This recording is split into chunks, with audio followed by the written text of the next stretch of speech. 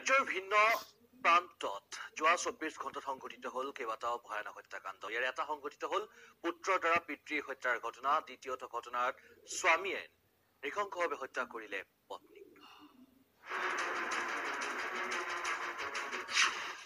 পুত্ৰৰ দ্বাৰা পিতৃক হত্যা, স্বামীৰ দ্বাৰা পত্নীক হত্যা। এনে ভয়ানক ঘটনা সংঘটিত হ'ল এইখন অসমত।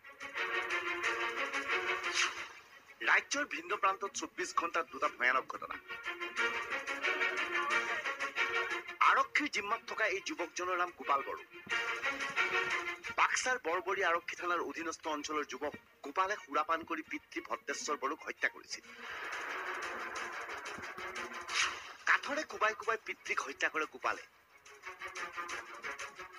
দিন হাজিৰা কৰি জীৱন নিৰ্বাহ কৰিছিল ভদ্ৰেশ্বৰে।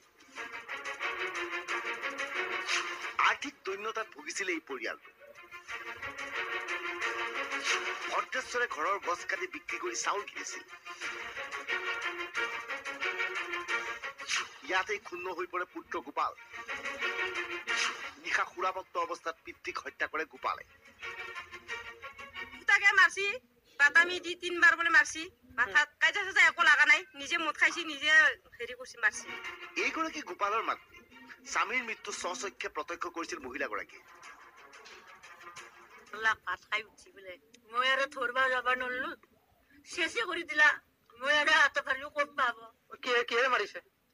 বাটা মাছিল ৪০ নাকি লৈ গৈছে পুলিচে। খুব মাৰছি বোলে। মই আৰু মাতে নাই কোনেও মাতি দিব পাৰে নাই। উঠা হৈ গেল মই আৰু চিঞৰিছিলো মানুহগিলা বাট পাই গেল। কিহৰ কাৰণে মাৰিলে?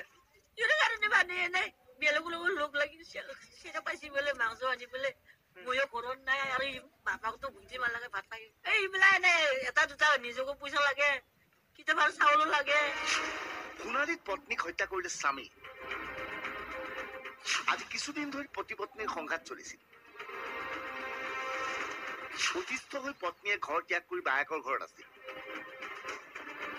বৃহস্পতিবাৰে পুৱা পত্নীৰ বায়েকৰ ঘৰত উপস্থিত হয় স্বামী পিংকু তাঁতী। পিংকুৱে নৃশংসভাৱে হত্যা কৰে পত্নী ৰজনীক। এয়া ৰজনী তাঁতীৰ মৃতদেহ। অতি নৃশংসভাৱে ৰজনীক হত্যা কৰিছে স্বামীয়ে। পাৰিবাৰিক কন্দলৰ বাবে সংঘটিত হয় এই ঘটনা। সোণাৰীৰ পৰা অৰুণ দিহিঙীয়া আৰু মুছলপুৰৰ পৰা শংকৰ ৰাজবংশী, DY 365।